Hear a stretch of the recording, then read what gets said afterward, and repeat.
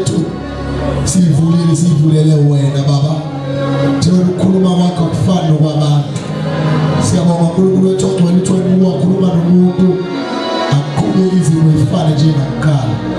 Thatha udumo uNkulunkulu wethu ongcwele ngayo uKristu inkosi osinikezilena. Phakama namhlanje ebusuku in Jesus mighty name. Samele kanjalo ngeenyawo zethu. Ngiyacela hlanganisa izandla zethu bazalwane shenqe kaNkulunkulu. Izandla enkulu abazalwane okwazi ukulilizela okwazi ukushaya ikhwela ashenqe kaNkulunkulu namhlanje umvangeli uSiphima Dise egameni likaJesu. Asimshayele izandla enkulu.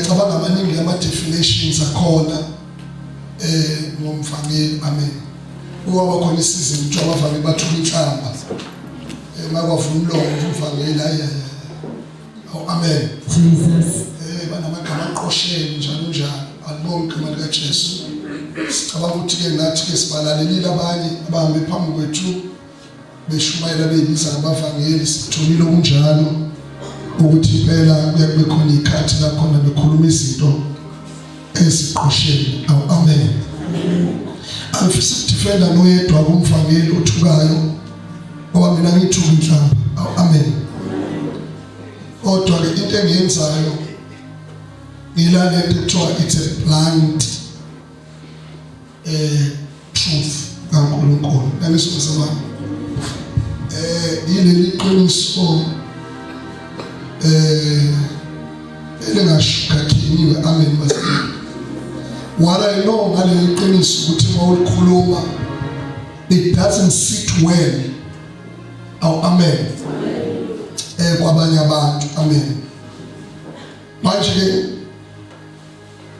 sishumayela kulesi sikhathi la khona kufanele sihambe sidonse ngebreak. Umushumayela kufanele ubheke uma udrive imoto uhamba udonsa ngebreak. Amen. Alibonga igama lika Jesu. Ngenxa yezinto esezenziwa nezikhona phakathi kwabantu bakaNkulunkulu. Amen. Bona ke ngivumeleni bazalwane ngithi angithuki inhlamba into engeke ngenze ukukhuluma nje iqiniso njengoba linjalo. Amen. And kunomehluko ukukhuluma into ngoba nakho uyibona. Ake ngenze umsekelo mhlambe kungena umuntu lapha phakathi kwethu ngiyambona ufake isiphandla nginikeza i-message kufanele uzoyikhuluma bese ngiyela i-message sengibhizi ngikhuluma ngani manje ngiyiphandla. Alibonga igama lika Jesu. Leyo nto leyo ke akusesikhona ukuthi uyakhuza mhlambe ngiyithi nokuyi-personal nje attack. Amen. Usuku-attack nje umuntu epulpit. Alibonga igama lika Jesu. Alibonga igama lika Jesu. Manje-ke ine-message la engifisa ukuba sike sibheke sonke silibandla likaNkulunkulu. Amen. Bazalwane ukhona umuntu ongibhalela ama-letters awu-4 nje mhlambe lapha nakhona ethi time. Uthanda nama-letters awu-4 mithi khona nje ngabhala lakho ethi time. U-TIME. Amen. Hallelujah. Ngambhala kancane time. Amen. Umbhali lawo ngibhala khona ngithi time. Amen. Sizofundiswa bese siyathandaza sibonga umphuthoshe igama lika Jesu. Benisikhonjisiwe. Aw amen. Ngifika lapho khona ke nje. Siyabonga uNkulunkulu. Amen. Twani ngelimo lame term but sisikhonza nama celebrity. Ngifana ngicela ukubhalela into ethi time. Amen. Ngicela umfowethu Lungani angifundele incwadi the book of Ecclesiastes chapter 3. Incwadi kaMshumayeli chapter 3 time.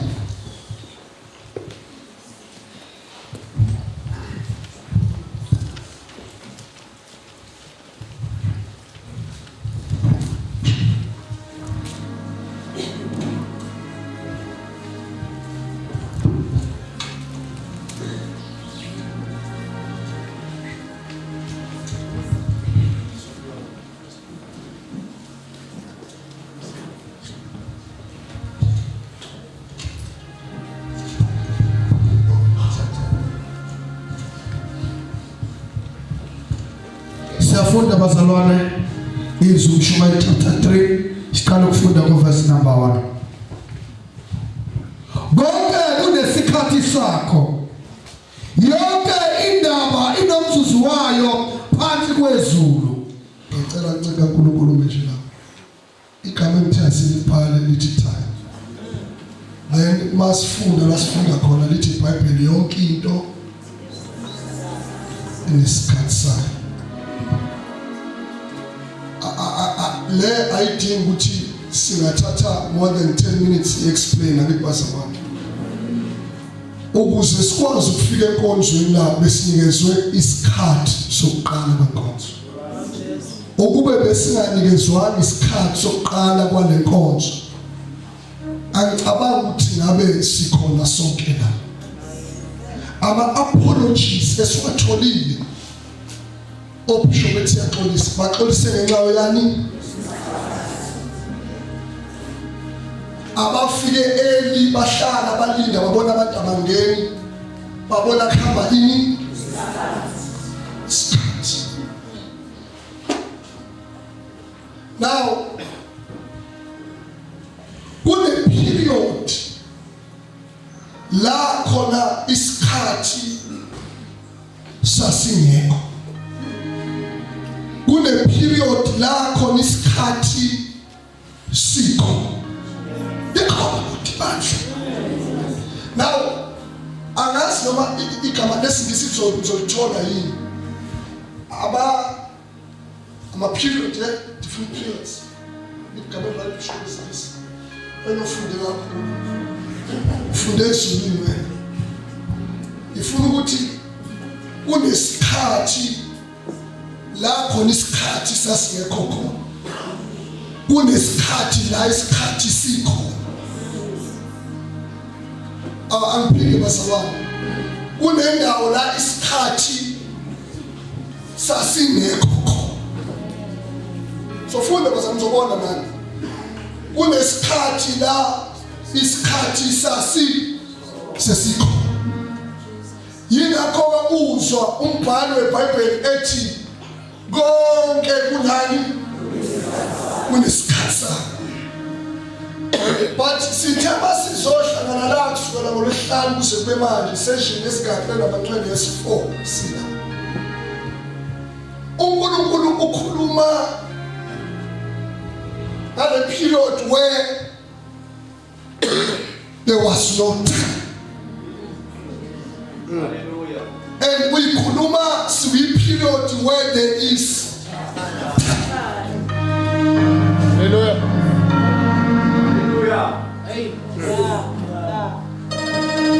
Okay, ngeke sizwe ofikayo. Ukhuluma noNkulunkulu. Uthi uNkulunkulu masihlangana la ukube kuthiwa bekuyilama bandla noma bekulemhlangano ehlangana bekuyothiwa i-team ithi. Ngiza nothe ngeke i-team bithi eternity meets eternity.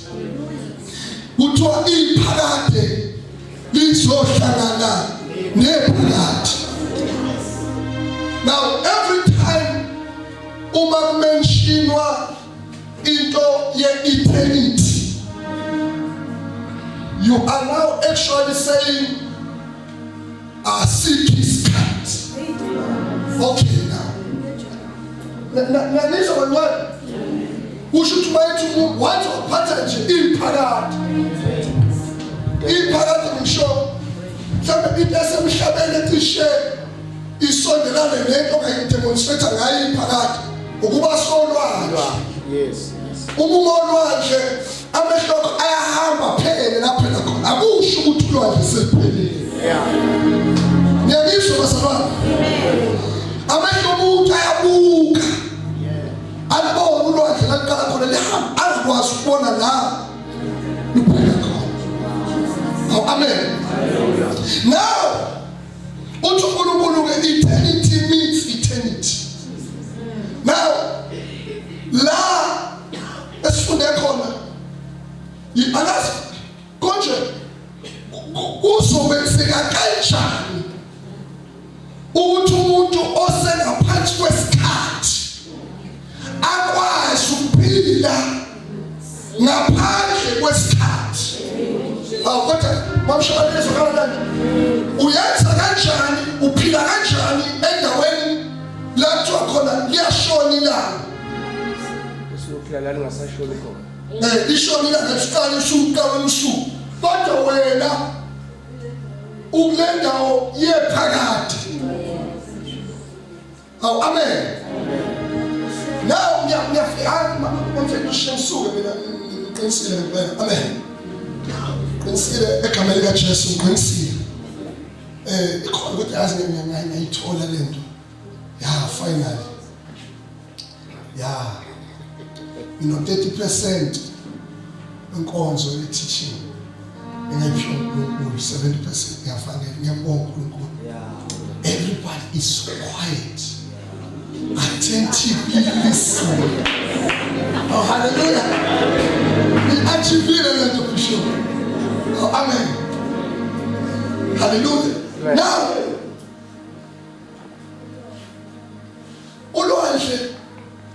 ukubuka linalento ongakwazi ukuthi liphela kuphi.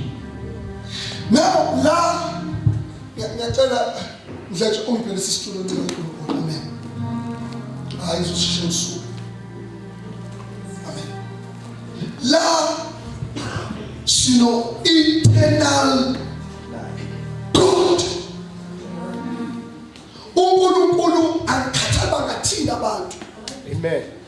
Behind yena there is nothing. Enza namthola namhlanje. Confidence uhlwana sibona la. Emva kwaNkulunkulu akukho lutho. Into eqalayo nguye. Uyabona ngisho so emva kwakhe akukho lutho. La akhona ila qala lonkinto. Now ibabekele ukuthi yena he is an eternal God. So uNkulunkulu bayimile kanje bishop awukwazi ukubuka la aluthi kwa la qala khona yena kodwa yena awukwazi ukubona la qala khona yena kodwa njengoba in the beginning siyaqala lapha kodwa before aqale yena akanayo indawo lathiwa yena uqala la uNkulunkulu ahamba phele la uNkulunkulu yonke into ngale kwakhe khona. So ukuze kube khona isikhathi God had to start something.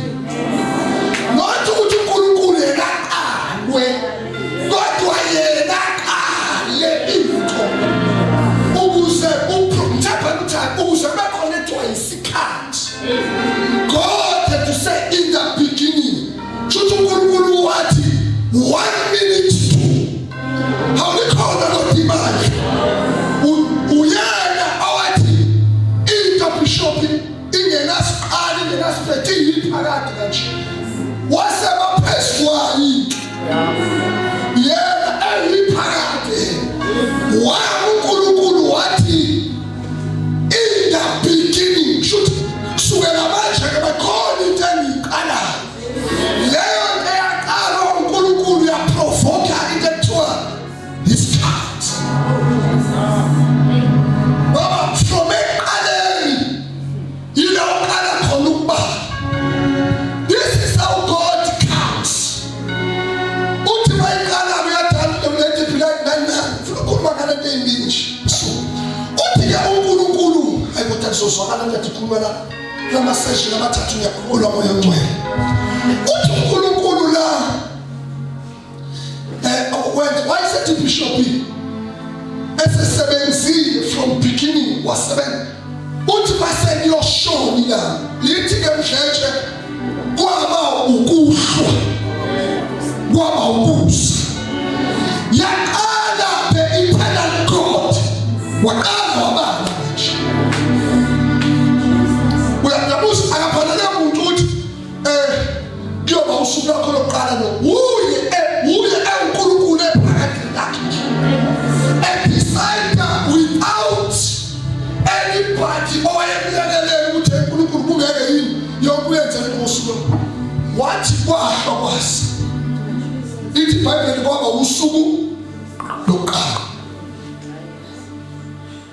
wasifaka isikhathi uNkulunkulu entweni kanjani ayenzi buka ngisho ukuthi njani yamusa ukuthi ufaka isikhathi njani yena akasiphuma phandle kwathi nasi kodwa akekho usisikhathi yena uNkulunkulu ngaphandle kwesikhathi uyakwenza ngiyaba buka ngithapha luthani uyakwenza uNkulunkulu uzufike kuday uzufake le class yazi uzufika kuday by 6 okhona bangazi ukuthi uNkulunkulu wenza ukuthi 2 3 4 uthi 5 Genesis asikho yona lapho. Amen. Uthi ke uNkulunkulu mayifika ku day 6 usethi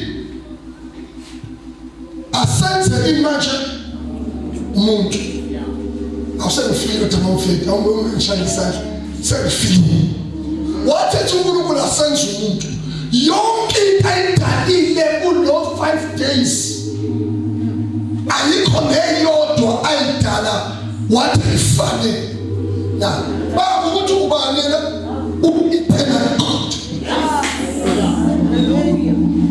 So manje yonke lento ayidalile uNkulunkulu uyazi yena phakathi lakhe ukuthi njengoba kuhlo ukuze le iyafika idlu wayedala into efana manje alithi ngoba umuntu ufika lokho ibamba ukuthi uNkulunkulu waphakathi.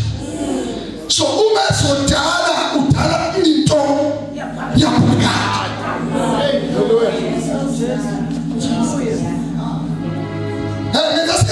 Nesihlangene ngayo la useyenza uyinikeza lento ekuthiwa yini uyinikeza lento ekuthiwa yini angazi ukuthi ama-marks asymbolize ngempela phela ngikhaya uthi let's make man in our own image and in our own likeness. Kushuthi yabuya kumeza iThuli angeke sisekala kwethu Julile lento ngiyakholwa kushuthi lentela uthi uNkulunkulu ayime la ukuse lento bayihleli la mina uNkulunkulu ngihlale la bese mina nalento siyafana. Jesus uthi ngesizwe njalo phela ngasho uNkulunkulu nakhuluma ngoGenesis nje akhosa ngikume ngisikhulumayo nithi uyena wathi mina nginephakade kimi ngizodala umuntu ozoba nephakade naye kuyo. Jesus ngizwa kodwa bakithi waphinda uNkulunkulu wena Joma manifold umnini bakhe walokhu ehlephula kwimanifold yakhe uNkulunkulu ehlephula into eyibeka lapha ayibona yena ukuthi iyafana yini apho ehlephula into kuye ayifaka lapha uyazohlala phansi. That was their switch when God was doing intention.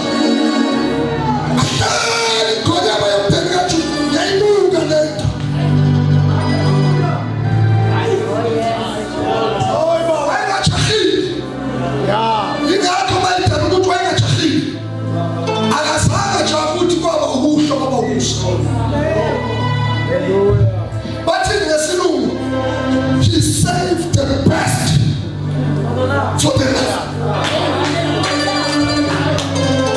And as the normal, let us have to our city also. Waunakubuta, Mosatari Shah, Mosatari Yonin Desire, our ship, that time, Jesus, why don't you step to the Father? Utukulu nisilapa ngina namshethi utukulu abantu betheology kusamangcabela nalokho uthi abantu betheology bathi kukhona into ekuthiwa iTrinity umulokhunye wama dimensions of wathi uNkulunkulu ephulala ngaloluhlanje silandela wathi kukhona ubune bukaNkulunkulu wathi yazi mawusakhona fanele ukuthi uNkulunkulu mthathu wayihlala ngapha ezubune bakhe mayangapha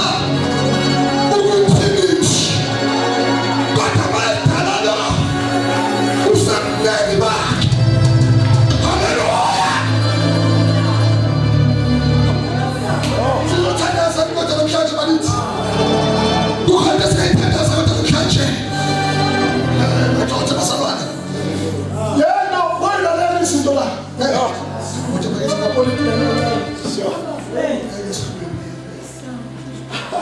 Emele yabona ukukhulumana. Irecord yonke iyakunywa last year. Ngiyayiphinda njengoba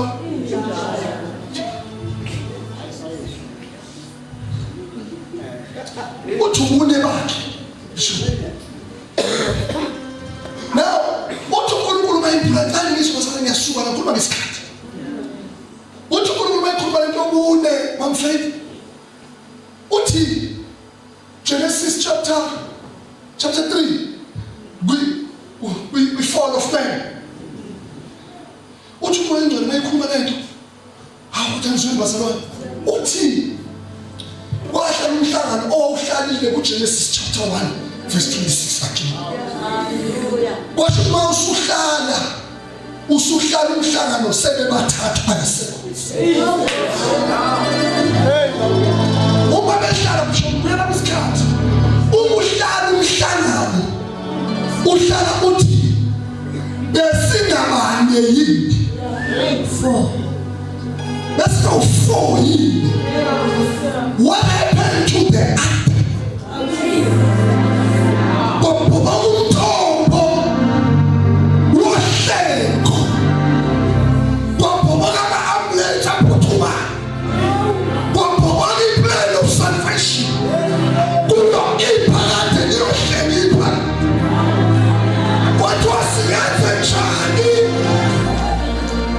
ukuze sikwazi ukuphelana siqhubeke sibe u-4. There's one ongasekho. Ababanga lento bishop. Iphawazwa yini? Sekhona nesibenzile. Akase esihlephulile thina. Wahamba uNkulunkulu. Wasuka uNkulunkulu eyofuna uNkulunkulu. Awona ufuna phepha nje ufuna ukuyiphika lento. Ngokuthi bayibhale uPaul. Uthi laluse kahle. Akathi bandla kaJesu. Uthi laluse kahle ibandla labani. Ayisuzele uNkulunkulu ngani? Ngegazi lakhe. Usho ukuthi uNkulunkulu umefuna ukuyolanda uNkulunkulu. Abizi ingelosi. Ukuba iphakade liyolanda iphakade. Kubesuka suka eternity. Yahlala kwi-eternity. Ukuze iphakade. Akakathi usakala. Babusitha. Ukuba ngapha embusweni uyayazi babusitha nekhulumana. Ukuba ngapha babusitha embusweni. Ake ayiphumi ivele. Siyofuna umuntu esinamazi. Akaze aphume estation ivele yofuna umuntu. Uma be-asayinwa epolice station waphuma babusitha. Msuke nazi ukuthi niyofuna usiphesihle madisi. Phumani-ke madoda niyofuna. Ufika abavele eshona ufuneka bani? Usiphesihle madisi. Yasukeza nephakade. What is what we have lost in portion yethu. So asikwazi ukuhlala lapha ezulwini. We need to go down. Siyamhlangana. Siyafuna ingene. uNkulunkulu wayelahlekelwe into yakhe. Yingakho-ke uzwa abanye bethi uyini umuntu. Babuza yena uNkulunkulu uthi uyiphakade nje nayimpendulo. Angithi le lafesa zange kuphendula. Angithi le lafesa kuphendulanga. Kwakuzwa phela ukuthi uyini umuntu. Ukuze wena uNkulunkulu umlandela uNkulunkulu umlandela. Kanala siyoni. Yaphendula naye. Uyini umuntu. Wena uNkulunkulu umlandela kanjani?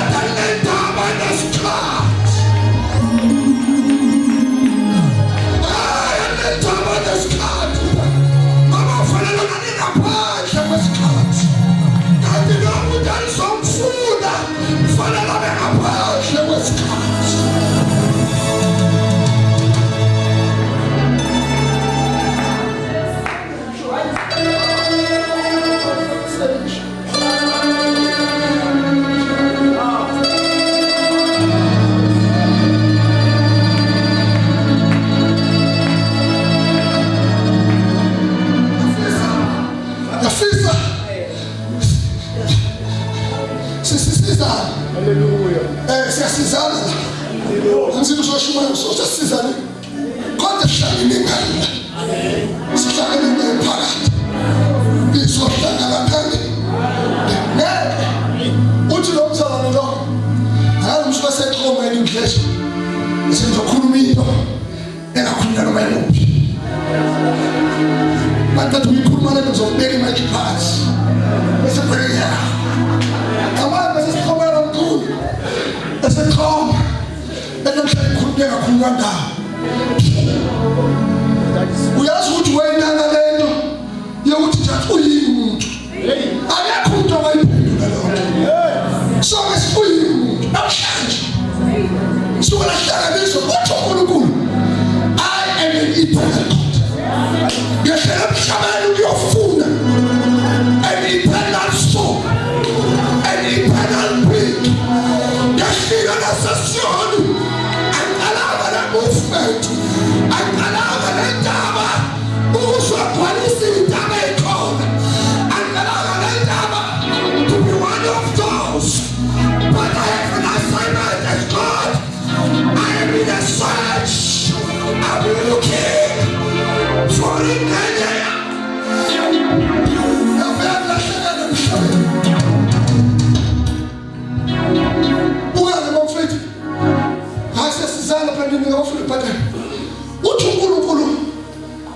Umuntu besenze njani mase ngidaleza ukuthi uthi le phathi uthi bese umuntu enzani abuse uyazi ukuthi le phathi ayithathe kuphi nobusa wahlephula lapha kuye futhi wakhipha ikanye lokubusa wahamba uNkulunkulu wayifaka umuntu wasabuke wazohlala phansi wathi can you rule wathi umuntu yes that is why because uNkulunkulu yayeka njalo kushona wena ingabona the ruler lakhe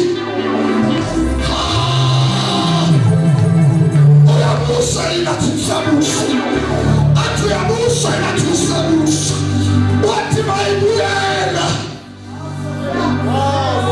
amtholela sabusa wasehle what I have lost the ruler kukhona uyakaze ukhona ngicela wenze umzayelo ngawukhulile mama umloyo fundisa umloyo usanda kulahlekelwa indodana yakho we-car accident khona into eceleni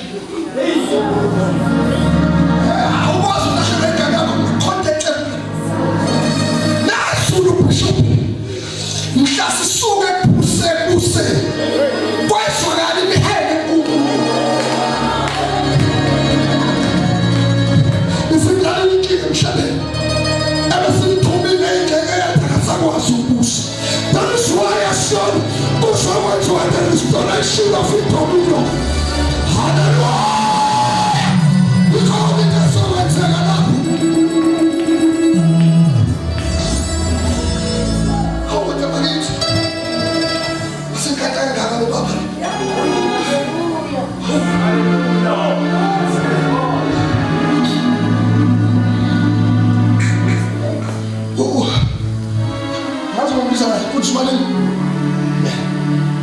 we ask my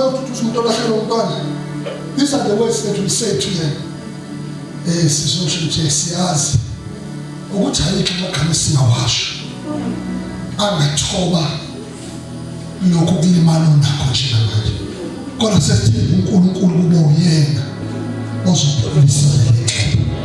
Angithi thina masingene ekhaya umntwana ahlele sisho njalo uNkulunkulu na wathi seleke yokulahlekelwa umuntu wasabiza ukuthi wabisho usafanele kwaba khona into efanele ikwazi kwenze njani kumfanele lento wena wayibona uJohane seJohane nendodana yakhe wayofanele wathi ndakaduduza kangcono ukuba mthatha umntwana wami uqobo lwakhe sendela tuthi uyabona bishop you cannot akunake bishop umthatha tukhumana kancane uJohn GPS imshonisele ngani angeke bishop uyofuna into ungayazi ukuthi kuphi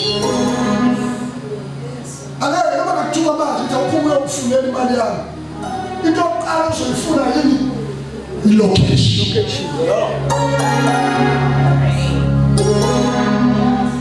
Ngabona uzoyifundela uJohn 17. Awufundela ngithi.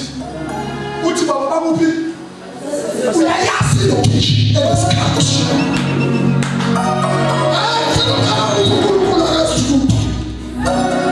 Uthi as much as I know that they are eternal beings, keep them paradise cutting. Uthi labo mphila bona kodwa akusibona abaleli abaphili within time. Uyazi ukuthi wayizonjani? Wayizorestore uNkulunkulu ethiwa yini? Yidominion. Ukhona ongamfaza eqeda ngisho manje. Hamba samphi sesizwa usifuna amavesi. Uthi uNkulunkulu kuJohn kuphela lapha. Yamothi benza uNkulunkulu manje. Usesikhathini. Uthatha umuntu owazi isikhathi. Ophila ngesikhathi. uNkulunkulu ummisa lapha sho. Uyazi ukuthi uJohn wabona wazi wadlula ngisho 2025. Yeah, hallelujah.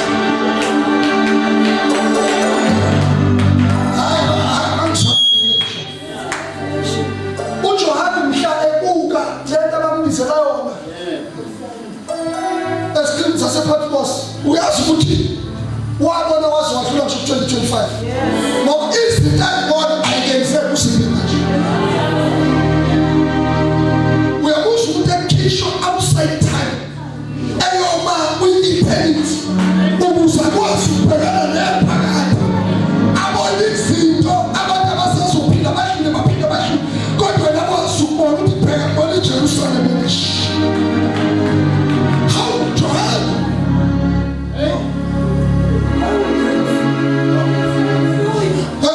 yabuzwa ukuthi uma ezokhona uNkulunkulu abuyela kwi-eternity.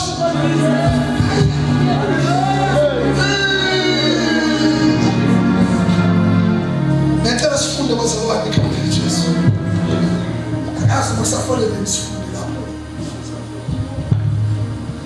Akazi masafolele sifunde. Awuqhubeke ngincike Nkosi.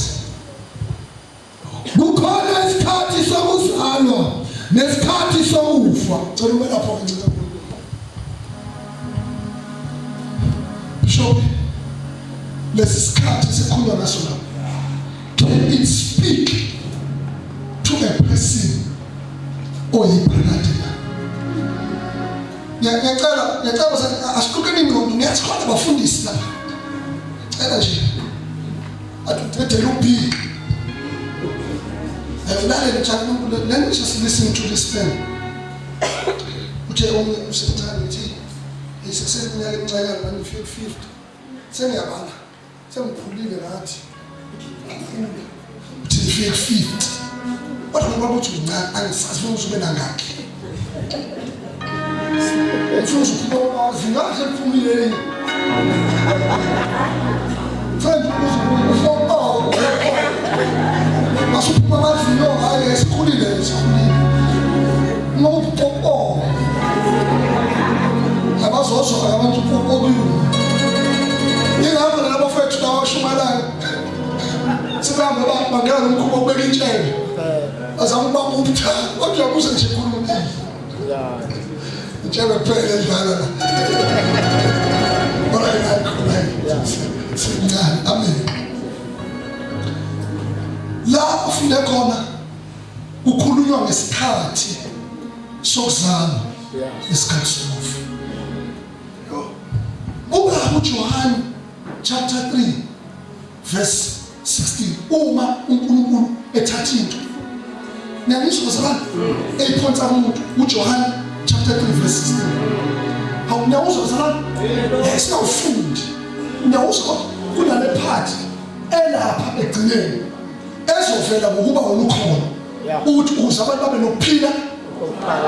Now thatha ke le verse eqeda ukufunda ulise la umuntu okwazi ukuthi akhona uclimba above time ayohlangana nephakathi ukuze noma kufike ukufa kungabi namandla phezu kwakhe into nje lapha phansi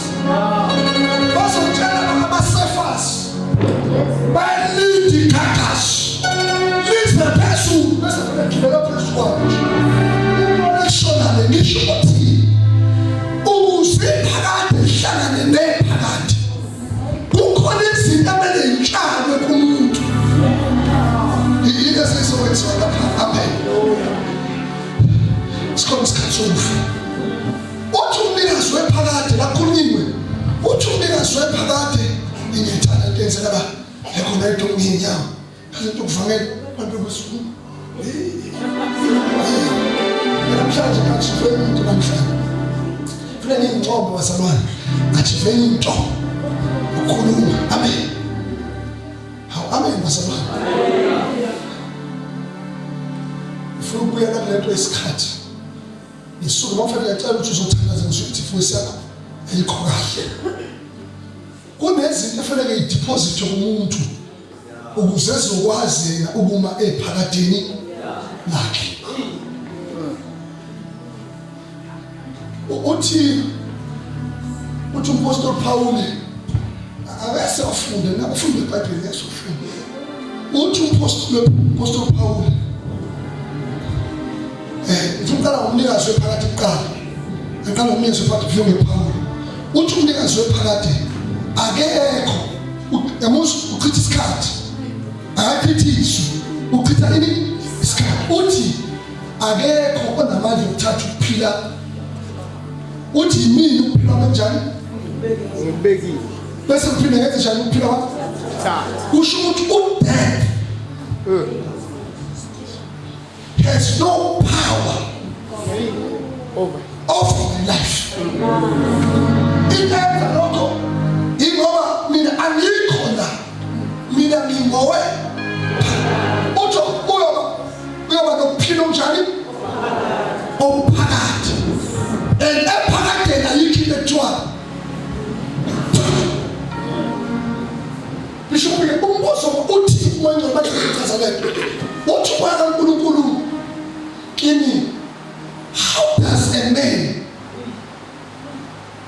live esikhathini kodwa yena enjani eyiphakathi how bisho siphila kanjani amathula khona emhlabeni ensiyafa siyagula sesagula yingoba lesi sinto zenzeka uma uphansi kwesikhathi yabo uthola ngaphansi kwesikhathi ufikwa izinto kodwa uma ungafuna ufikwa izinto iba ngaphezulu kwesikhathi uNkulunkulu yena simfiki izinto ngenxa yokuthi yena akekho esikhathini yena ungaphandle kwesikhathi ngale into ayidalile nayo uzoma ngeselestone come out of time. That is why the frustration ebamanikana sokudala umshumayelo izinto ayilungi abangene bejele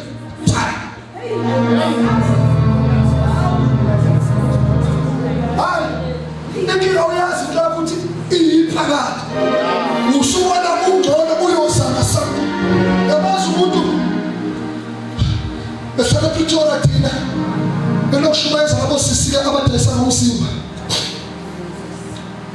uyabona into phela phansi isikhathi uthi njani uthi sengizame konke engizithi ayihlangana ngiyabuzwa nje ushumaya umfundisi kodwa nje ngasemdisa ukuthi ngidayise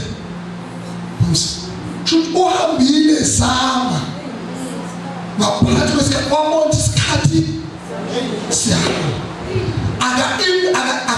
aka invent into ethile ezoshesha imfikise ayikho how ngizothi siyabona ngoba mloni uthi usephakathi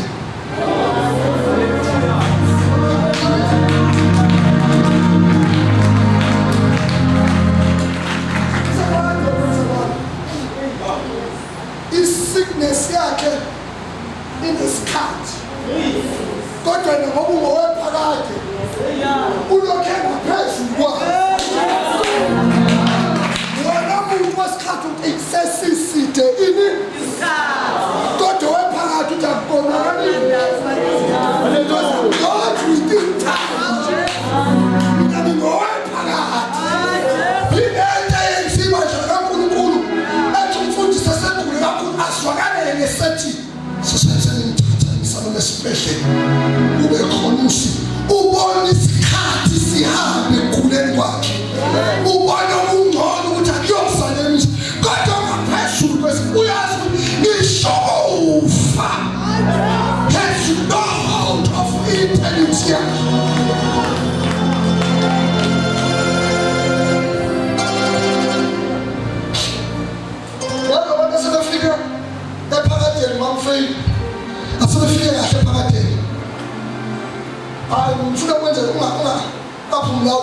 ukhulume nje right. Mosufika kahle phakathi.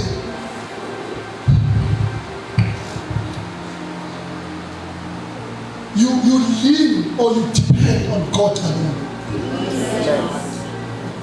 You depend on your Creator. Usufiki. So mfuna ukuthi basihlukana la. Wonke umuntu usathi sicela sifike sonke phakathi.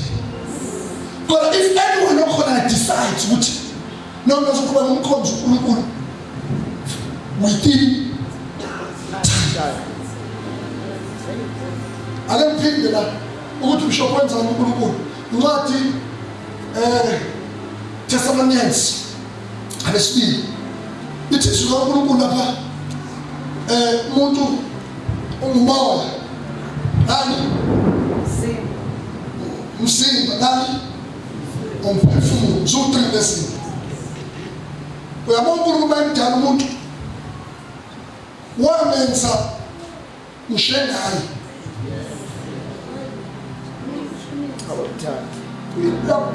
Wabe exactly njengayo. Umuntu lapha.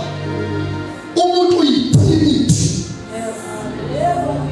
Njengoba sihlangelela uhlangene ukuthathu bakho.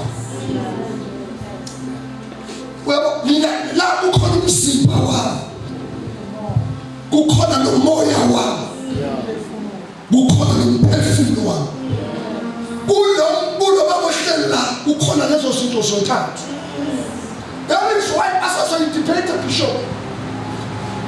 Ithi ube kwi-eternity. Atheka liBhayibheli lithi uhleli kwesifuleni. So indodana nobaba akwazi ukuba into eyodwa. Yabo labantu babili.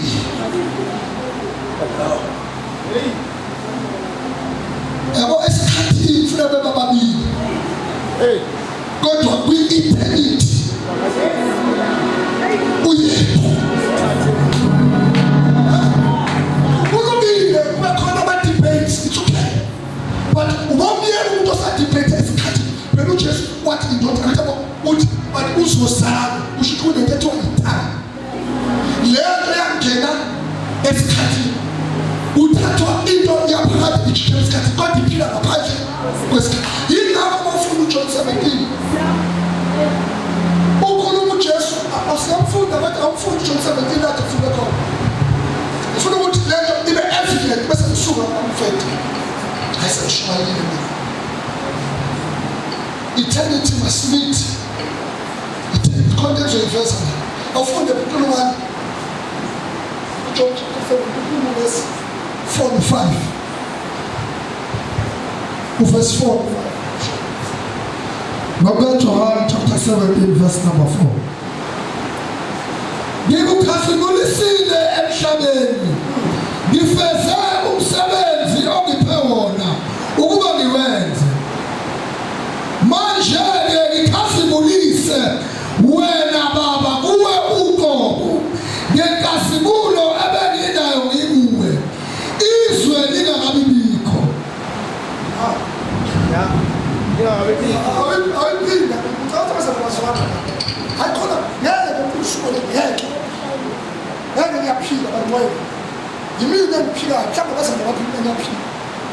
Wathi umuntu wethu sisedududu. Wathi hayi bakusingekuzwa ngisho asihambi la. Asikaze ukuhamba emhlabeni. Umhlaba ungakazi ukuthi thina singobani. Asenzele abasodo nabantu senzela umhlaba wazi ukuthi thina singobani. Sibuyela kwi-dominion ka. That is why noma iphila. That is why siyekisho uDepartment of Health siyekile ukuya kodokotela ngoba sifuna ukuthi umhlaba wazi ukuthi unohlelo. Before kwakukhona improvement, there was God and eternal content umuntu. Yona ke sesahlehla sibuyela kwi-original plan kaNkulunkulu impilo sethu. That is why I define as a bishop.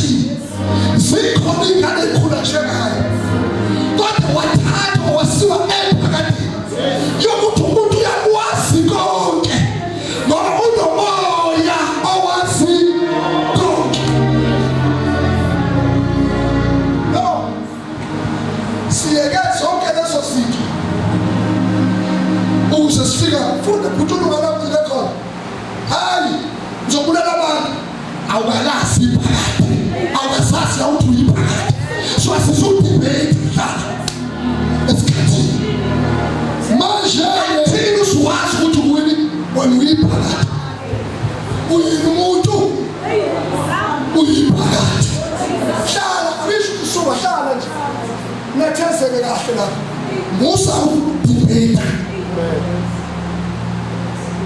funda kuthulunga lapho izodidana bese sithandaza mamfetesi manje-ke ngikhazimulise wena baba kuwe uqobo yes ngenkazimulo ebenginayo ngikuwe manje uyabona uJesu uthini before kube khona yonke into mina nganginkazimulo ngibani ngikuwe ikhona inkazimulo enganginayo ngibani before ngehlele kuphi esikhathini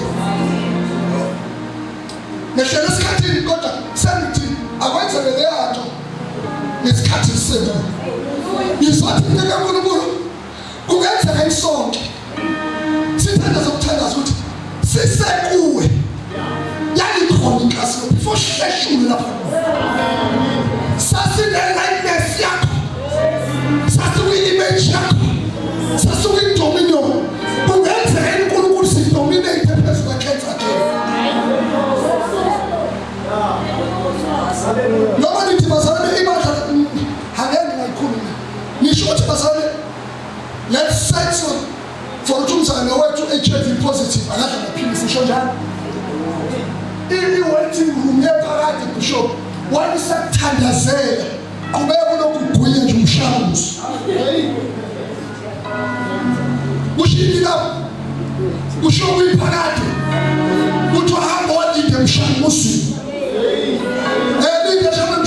uyeki uzofa usho umuntu othe uhlangane nami akithi ngithuliwe isho ihlangane ithi yona ihlangane nami nephakathi iphakathi lakhuluma kuyo kodwa mase yakhuluma kumuntu uthi wangumuntu ulinde emshamuzi ethothulwa kuphi ephakathi ethi uNkulunkulu wephakathi kodwa mayifika ephakathi uthi no linda lapha emshamuzi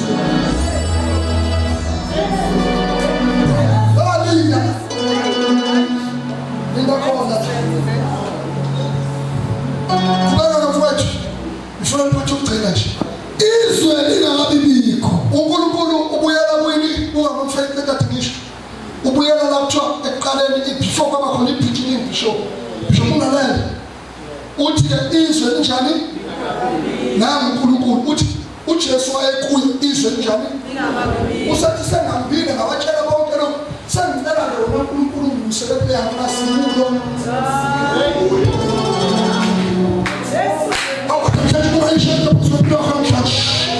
uthi ngisasuka kuwe ngangena emhlabeni ngasala ubana saba kabuhlungu ngaphinde ngithanda ukugeke yini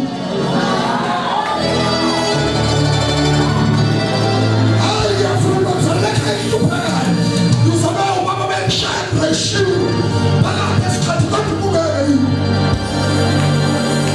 ukugeke buse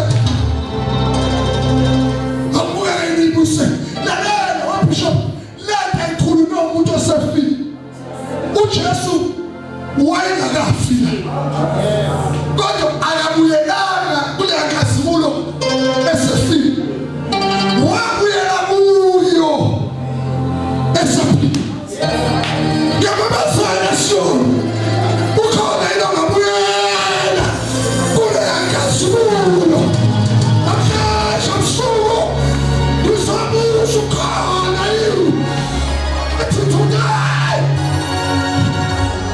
sangishumayele sengikhonile sengivumile Jesu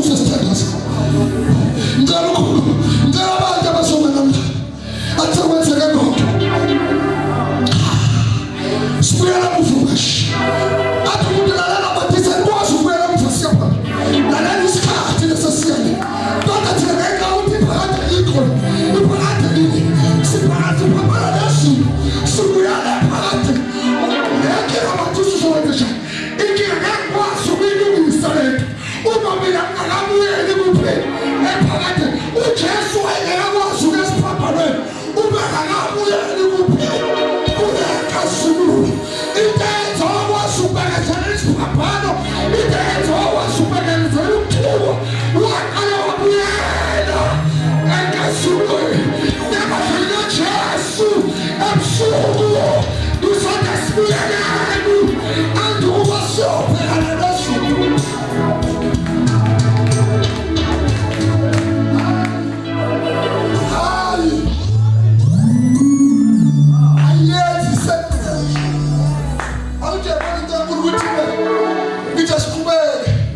sibe silungisa izinto sibe simcelana alokho sikushisa ngeke lezi simaqushe kuzo ngenani phakathi lezi simakho so survive kuzo unless siyona into esasini sisekunkulunkulu uthi ubaba umuntu basibuka bayifuna ukuthatha ma sesathanda sokuthi Yesu mfethu uthi ubaba sibuka uthi ngakwazi uNkulunkulu wawazi ukutshela bayaphela wawazi ukutshela wawazi uzitha wangathi usitha wafika ngasiwa wangathi ukutshela wafika ngasiwa kanana lokho umuntu osemhlabeni uyasiwa phakathi abuhapha uthi ungahluli nesisimo mina uNkulunkulu wawazi ungamufundisi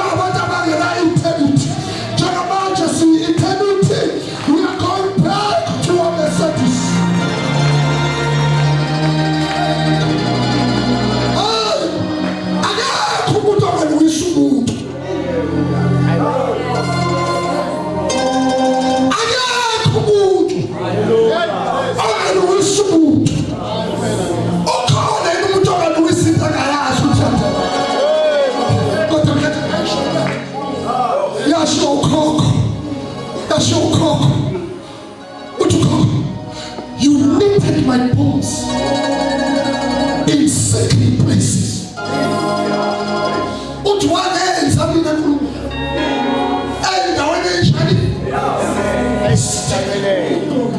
So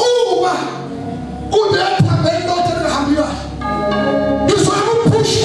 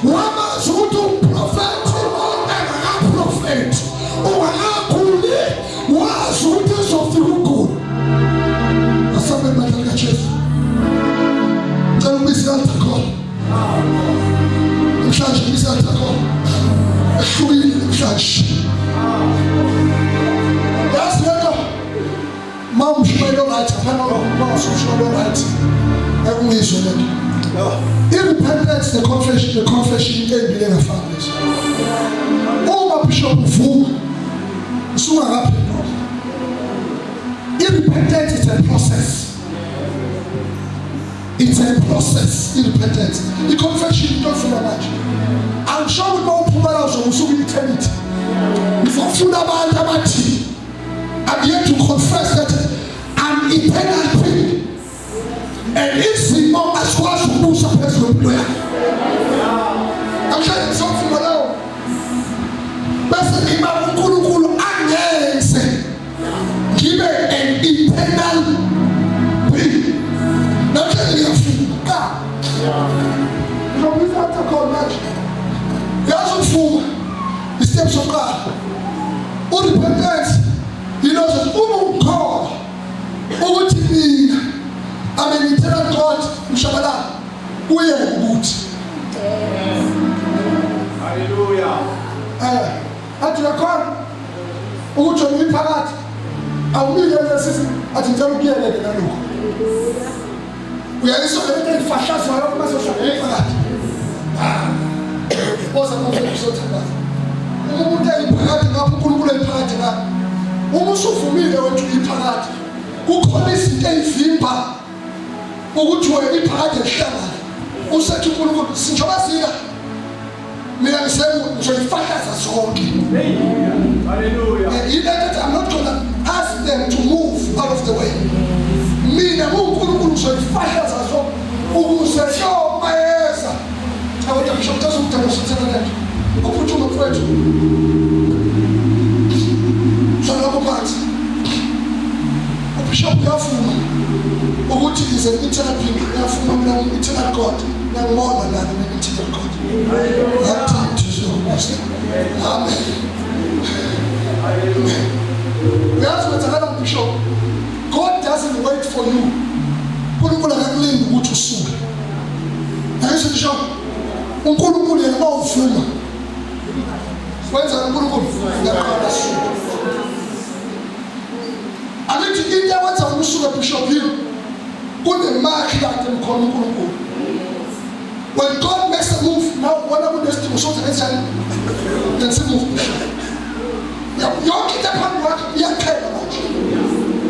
If I shall time, if shall time to marriage, I bring you to Guru a Sunday. If any of you show up, you are sure that you get there.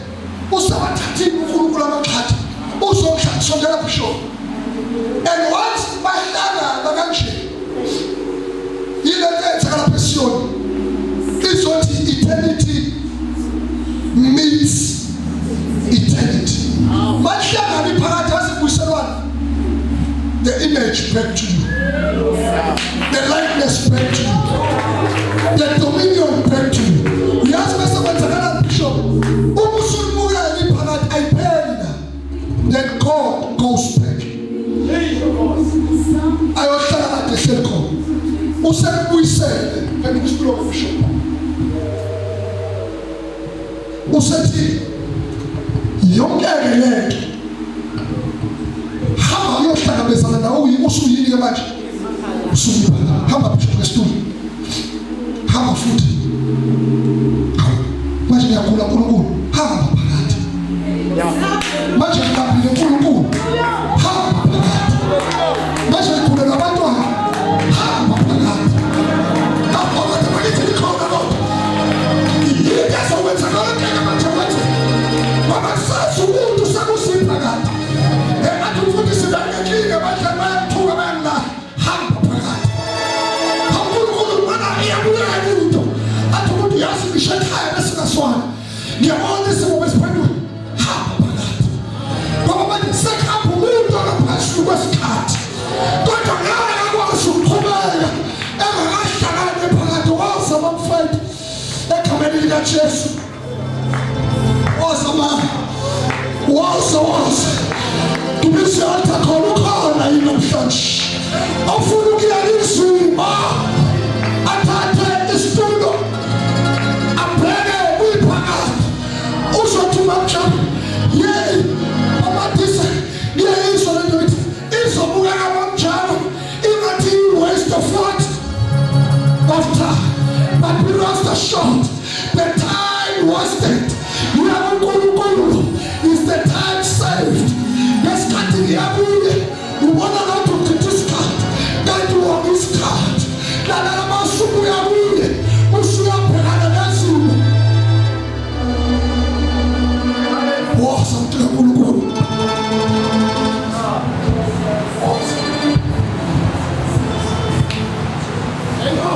Jesus. Jesus.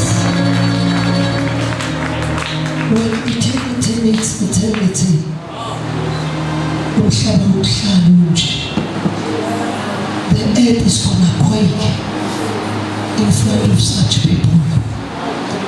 But not Jesus, the contest as we go, I assure you of that. Hallelujah.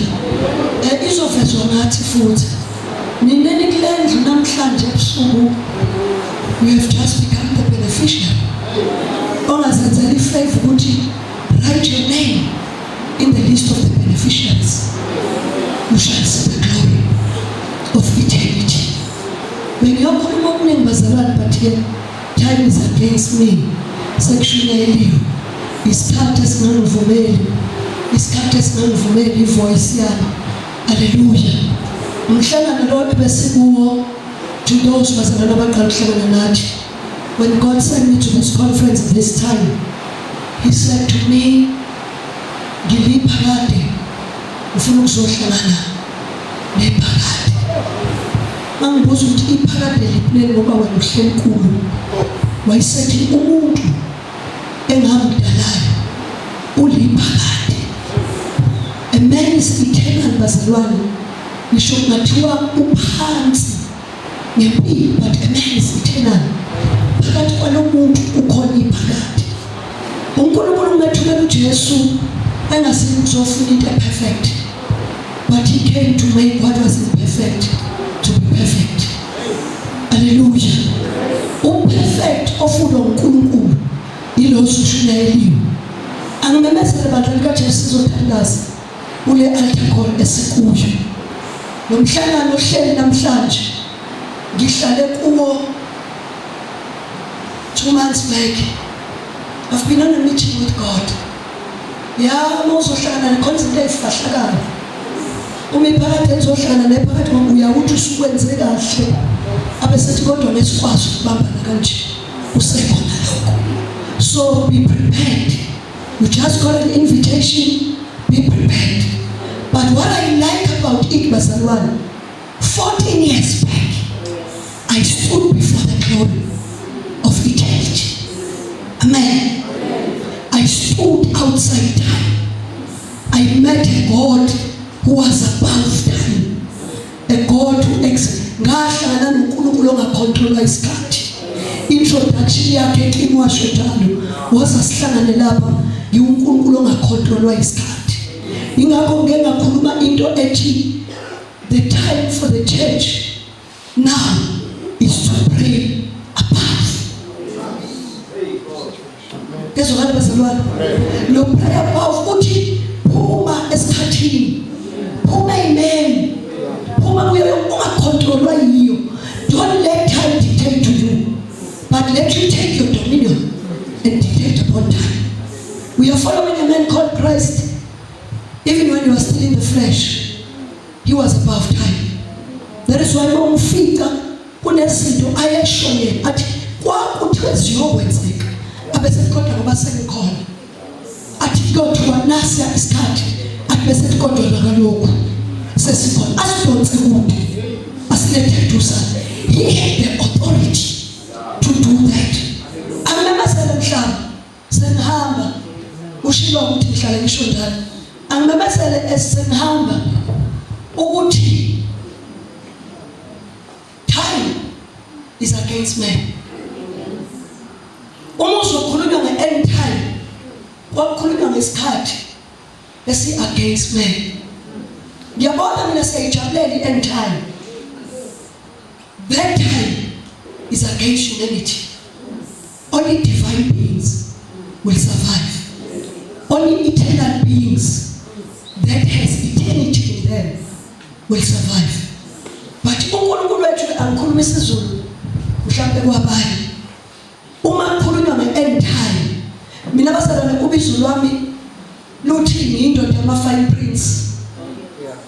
iBhayibheli balifundile abantu, but when God called me what was funa ukufundisa ama-fine prints eBhayibheli.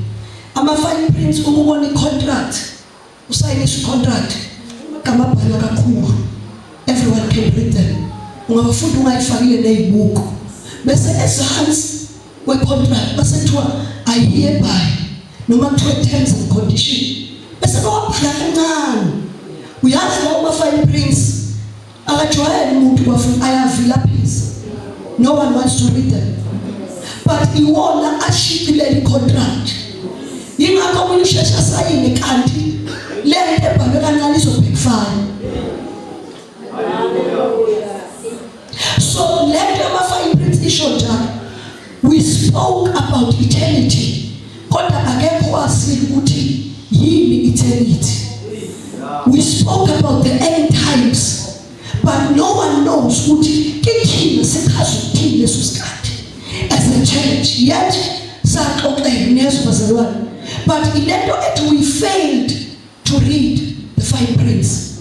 uNkulunkulu wangithuma bazalwane, into enginekigunya lokukhuluma into emhlabeni noma abantu bayayivuma noma bayivumi. I say it and I live it like that, and I go bese ngihamba njengomuntu esuka kulesa situlo bese ngihamba nje ngabe ngathi ngihamba into engekho noma ngibukayo angeke siyenze bese ngiyakulinda. Hallelujah. Bese ngiyakulinda nalento ekhulunyiwe ngiyilinde lento engiyishilo bese izigcwaliseka ifezeke.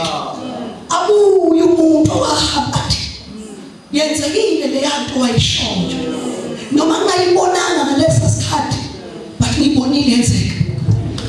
The church ngiyacela singithandaza abafundisi besingaphatheki hayi noma singene kwi-prayer agreement ethi siyacela uNkulunkulu asiphe inkazimulo yasephakadeni ukuze basuka la siyoshumayela, because the preachers of the end time are the people who have been baptized under the cloud of eternal glory. Uthi uJesu ikhona icloud elibabhatiselwe kuyo, uthi leyo ngibaphila abafundi babo. Kodwa manje I'm here to pray for the baptism of the glory eyayizomgcina amemezele into eyathwala uJesu ne-cross was the glory. Into ezothwala ibakhe kulesi sikhathi, it is the same glory.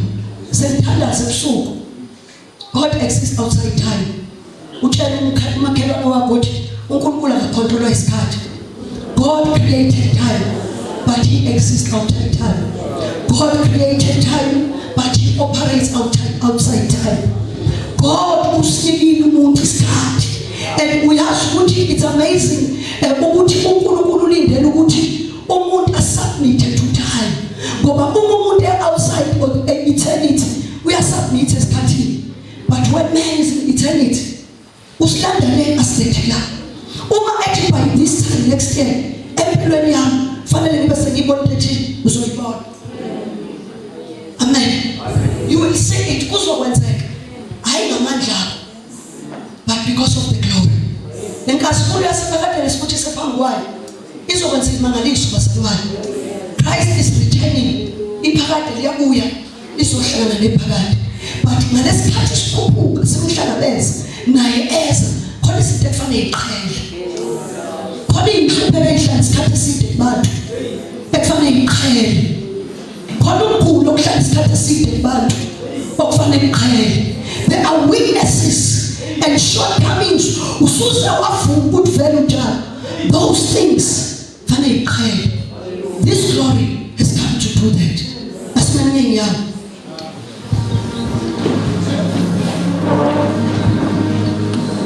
Umthandazo wami bengicela ukuwushare nawe siwuthandaza as a church. Uma ngikunika wona njengolayini uthi ke simncengeni uNkulunkulu waphakade ukuthi nje claim us as your special treasure and as your special possession. Simcela sithi wena uNkulunkulu waphakade, uma uNkulunkulu waphakade ngiyacela ungiclaim mina njengoNkulunkulu waphakade, ukuze la ukhona ngibe khona. Lento ethi you are a special treasure yila kuvela khona lento ethi uyinhlamvu yeso lakho. Sizosho njalo ukuthi wena yiba inhlamvu yeso kaNkulunkulu. The prayer we are going to pray today ithi othinta wena uzobethinta yena. Alibonga igama likaJesu. Thandazana uthandaza back then. I think I can share it with you today. It has sustained me. I saw wonders. Kancane namhlanje ekuseni in the morning devotion, I testified uLevi Fundisa uZungu. I said last year by this time uNkulunkulu blessed us. Bayazi abasazi where we come from. I said uNkulunkulu did something. Ngahlala phansi ngacommand isikhathi. Ngathi ngalosi ngiyakodlula ngifuna kube kwenze u1 Amen. God did it. Ngase ngikhuluma mangisuka lapho. Ngathi by this time next year bokuphila weNkulunkulu lokho kwenzile. Last year 2025 sakhe ihlama Lord. We call it a glorious house because yakhiwa yithi just one. Above time. Benefits of living outside time. Outside everything. Policy lessons akhala. Lenda winenda uthi ongenzeki kubantu. uNkulunkulu kuyenzeka. 2025. Here I am. 12 months in between. The Lord has done it again. I have my own. I lived in an RGB house. I told God last year, ukuthi sekurayit. Ngamemezela kule nhlanganiso ngathi njengoba ngibona stay. Ngisho last year. Cha ukhuluma into engabonakala. Ngathi abesillionaire because I wanted to rise above the rand of South Africa, of the country, of the continent, of yomhlaba. Mhlawumbe kwasiwa ama-billionaires, the richest people on planet Earth, so far ma-range kuma-billions. Ngase ngithi mina I'm not a billionaire, I am a zillionaire because I used to limit on my billions. I was rising above the rand. Ngivumele bakalika just ngimtshela namhlanje ngisothandazela ifaith. Let your faith rise above everything because it's gonna work signs and wonders. And one week as you are about to depart, let your faith rise above technology because technology has been used as a weapon that is going to destroy the people. But let your faith rise above technology. Let your faith rise above the currency of South Africa. That's why God is waiting for us. So even so many of us are to join about.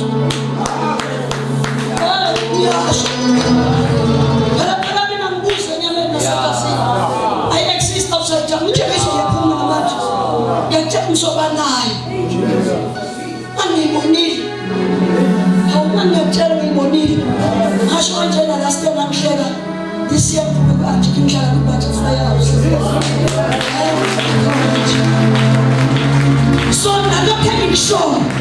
I declare to see it. And I wish once you are in the glory, it's gonna make it possible. The glory is gonna manifest. It has what is on the parade. It manifests, it land, it led, it made a Kumano, Matubo, Kinyama Kiso, Baba Sisotandaza, Bukulukula, Chinokiso, and Albonana, then Shebe, and Abuswa, Mamashalana, and Missonia. What you know, customs, let's pray to the God who has prepared such glory for us. Amanda no Kuluku will survive. Amanda no Kuluku is gonna make it. Satan does a soul. Mrs. Sandra said, sometime Kuluku write my name in the list of the beneficiaries. Allen Kasmul. Samugela Charles Yoni. Samugela Glen Kasmul.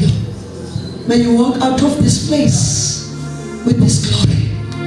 Wherever you step, this glory will be with you. Things you haven't seen, things you haven't heard of, thou shalt live to see them. And people shall hear them and say unto you, this God is a God to be saved, be glorified. That's a blessing of Zion. When you accept our invitation, you are accepting that. God bless you, son. Egameni likaJesu. Phambi sizandla bazalwane. Siyathandaza ebusuku. Egameni likaJesu. Bhala igama lami shona ukuthi bhala igama lami encwadini yalabo abazoba ngama-beneficiary ale nkazimulo ukhuluma ngayo. Ngiqoqa uNkulunkulu ngifake phakade. Vaccinate me with eternity, so that mangihlangana nezinto ezithi angibune angivuthuluke, ngingavuthuluki kwaliphakade nami. Rathana amagameni, bhalana amagameni kuna-list what is gonna happen. Kunezinto ozothi uzohlangana nazo ihlangane nawe iphakade, bese liyakumemeza bakumazibuko kuthi makufanele ufe, bese kumemeza iphakade lithi I know you, lithi not now, not that one. Athi wahlabelela eyethi indaba ayipheleli la kodwa iphelela maphakade. May you receive the glory of eternity, and may that glory keep you safe and keep you. Ngiyacela Bishop uvele uzothandaza. I've prayed ongazwanga basilwane olindele ukuthi ngithi baba egameni likaJesu. Men and women of God, hallelujah, we salute you for the glory eninikeza abantwana bakaNkulunkulu. We salute you for the glory eninikeza ibandla. We salute you for what you have done. Let us proceed now to receive the glory, to meet and eternal God, so that you shall receive your rewards, so that you shall receive your crowns. Nina nikholiwe nami nikholweni naqinisela kwazi kwala. God is here to reward your faith. May your faith keep you, and may your faith sustain you. May the glory of God rest upon you. Ningahluli, ninganqothwa, ungami lutho phambi kwenu. Go forward, march forward. Let nothing stand before you. Uma ngisathi let nothing stand, can negotiate. But as I declare now, I say, I declare, and I decree, nothing will stand before you. Nothing shall ever stand before you. It is done. It is finished. In Jesus' name. So be it. Siyathandaza bazalwane bami, usibizile Nkosi ebusuku, usibizele enkazimulweni yakho, usibizele ephakadeni, usibizele endaweni ekhethekileyo, usibizele ekufihlekeni nasekusithekeni kophezu konke. Ubungeke Nkosi ube wena uNkulunkulu osibizayo ungenawo amandla futhi okusidonsa, usidonsele kuwe. Sesiyasondela kuNkulunkulu wenkazimulo, sesiyasondela kuNkulunkulu wephakade, sesiyasondela kuwo wasazi ungakasibumbi, sesisondela kuwe Nkosi ephakade, sisondela nakho konke kwethu. Asisabunake sikuphethe, asisabunake ukusindayo, asisabunake ukushayileyo, asisabunake sikuthweleyo. Sesiza kuwe uNkulunkulu waphakade ebusuku, wena osazi kangcono, wena osaziyo Nkosi, usazi ngisho ukudlula thina. Othi wena ubalalishile welezekhanda lethu singakabunjwe ezalweni ebelethini zomame. Wasazi wena njengoNkulunkulu wasibeka saba abaprofeti ezizweni. Sisondela kuwe ebusuku uNkulunkulu waphakade, sisondela kuwe uNkulunkulu osibizayo. Othi yini lake niyenyukelani lapha, yithi laba senyuke Siyoni, yithi laba sikhuphuka. Elithuzi lakhe ababethembayo bayathola amandla amasha, bakhuphuke njengeyinkosi. Namhlanje siyamemezela sibu kule ndaba. We are rising above our situations. We are rising above our battles. We are rising above whatever we may face. Siyanyuka Nkosi, senyukela ngaphezulu, senyukela enkazimulweni yakho, senyuka nakho konke akekho okwenza kuwe. Wabuyele emuva njalo namhlanje isandla sakho masisithinte, namhlanje isandla sakho masisithinte. We pray for destinies to be realigned in this house. Nkosi siza kuwe nasebedukile ngisho ohambweni lokholwa, siza kuwe ngisho nabantu who have lost direction. Njengalokhu siqondanise nephakade, we are saying align us with our destinies. Njengeza zaseMpumalanga ezahamba zadukelana nenkanyezi, abanye bethu Nkosi sebedukelene nenkanyezi yendlela yohambo. Kodwa wena Nkulunkulu wathembeka kuzo izazi, waphinde wayiveza inkanyezi yabahola. Lithizwi lakho yaze yama lapho umntwana ekhona. Kanjalo Nkosi mawuphinde ukuzihola uzusibeke lapho ukunqoba kwethu kukhona. Mawuphinde ukusihola uzusibeke lapho ukuphila kwethu kukhona. Mawuphinde ukusihola uzusibeke lapho impumelelo yethu ikhona. Sihole ngomoya wakho ogcwele sidonse uNkulunkulu waphakade. Usidonsele kulamandla okwenza konke lingevinjwe umuntu icebo lakho nokungenzeki kubantu. Wena njengoNkulunkulu uyenzeka. Mawukholwa shout I believe. Shout I believe.